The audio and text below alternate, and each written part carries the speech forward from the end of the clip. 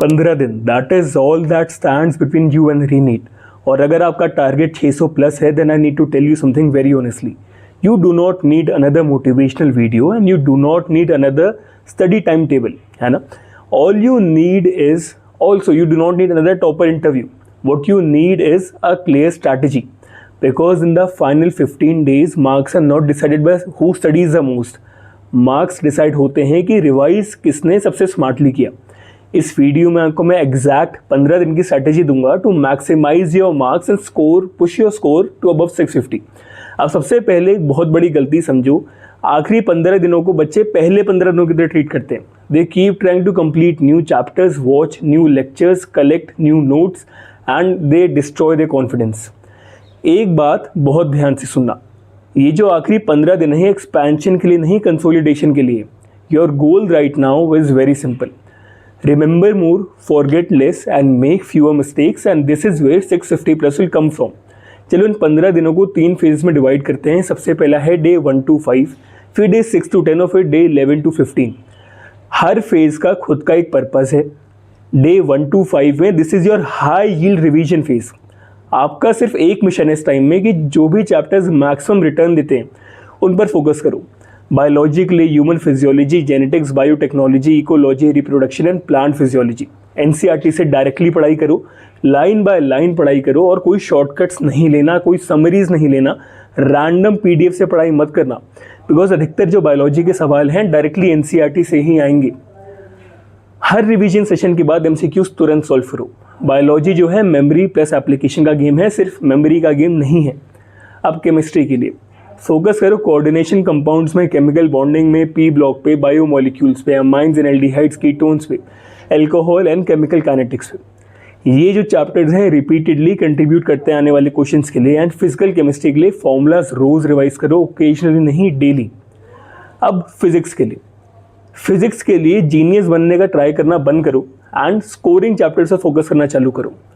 इन्हें लिखो, modern physics, current electricity, electrostatics, ray optics, semiconductors and magnetism, electromagnetic induction, units and dimensions. और ये chapters जो हैं they carry a huge portion complete physics का। अब पहले 5 दिनों में आपका गोल परफेक्शन नहीं है, आपका गोल है रिकनेक्ट करना, reconnect with the chapters you already know, ठीक है। उसके बाद आते हैं days 6 to 10, this is mock test acceleration phase. And honestly यहाँ पे अधिकतर बच्चे या तो उठेंगे या गिर जाएंगे, बिकॉज यहाँ पे रियलिटी दिखने लग जाती है। आपको फुल सिलेबस मॉक टेस्ट देने पड़ेंगे और एटलीस्ट हर अल्टरनेट डे एक सेक्शनल टेस्ट भी देना पड़ेगा। And here is the most important part, that test itself is not what improves marks, analysis improves marks. अगर आप 3 घंटे एक टेस्ट लिखने में लगाते हो और सिर्फ 10 मिनट एनालाइज करते हो तो अपने टेस्ट बर्बाद कर दिया। Every mistake must be investigated, why did this happen, concept का गैप था, मेमोरी का इशू था, कैलकुलेशन में गलती थी, ओवर कॉन्फिडेंस था, पैनिक था, सिली मिस्टेक थी, केयरलेसनेस थी। Okay, your mistakes are showing you exactly कि आगे मार्क्स फ्यूचर में कहाँ हिडन है। And during this phase create one notebook, call it your last 15 days mistake notebook. हर रिपीटेड मिस्टेक इसी नोटबुक में जाएगी, हर फॉरगॉटन फॉर्मूला इस नोटबुक में जाएगा, हर कंफ्यूजिंग कंसेप्ट इस नोटबुक में जाएगा। ये नोटबुक जो है this is the gold mine in the final week.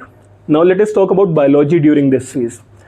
NCERT को दोबारा से रिवाइज करना चालू कर दो, हाँ दोबारा से, because repetition is what wins you in NEET. Most students read biology once and assume they remember it, then exam proves it otherwise. So revise करो, रिपीटेडली रिवाइज करो। Now comes day 11 to 15, the final polishing phase. This is where students often destroy months of preparation. Suddenly they panic, start new chapters and start with new teachers. नई किताबें चालू कर देंगे, बहुत बड़ी गलती होती है।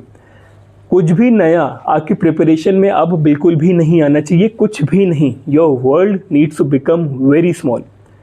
NCERT, formula sheets, PYQs, mock analysis, mistake notebook, that is it. And honestly, simplicity right now would be a superpower you thought you never needed, because your brain performs best when it feels familiar.